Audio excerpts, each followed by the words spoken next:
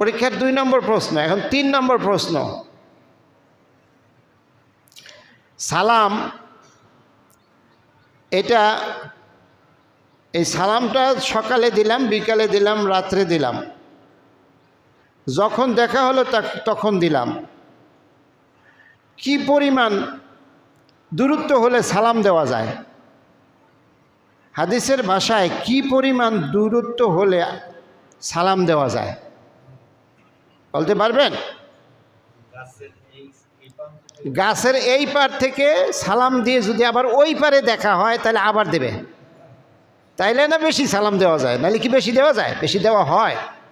চালু করা মানে কি? গাছের এই পারে দিলেন, আবার ঘুরে ওই পারে গিয়ে হার লগে দেওয়া হয়েছে, আবার দিবেন, এটার কয় চালু করা। এটার কি বলে? এই জাতীয় সালাম যারা চালু করে তাদের জান্নাত একেবারে নিরাপদ, পথে কোনো বাধা নাই, পথে কোনো। বলেন সালাম দিলে কি বাড়ে? মহাব্বত বাড়ে। কি বাড়ে?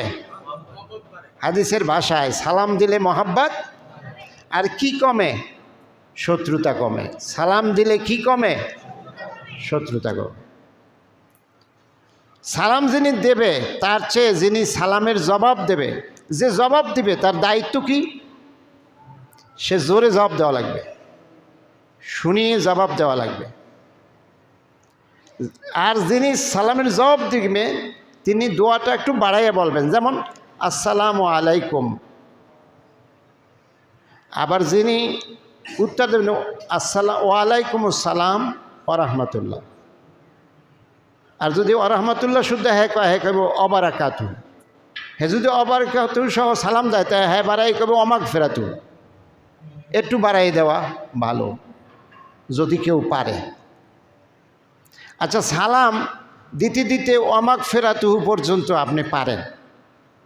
এখন আপনারা কেউ অমাগফিরাতু পর্যন্ত পুরোটা দিয়ে দিছে, আপনি তো আর আরবি জানেন না, এরপরও যে ওয়া জান্নাতুল লাকা, তোমার জন্য জান্নাত, হ্যাঁ এটা আপনি জানেন না, আরবিতে জানেন না, তখন কি বলবেন?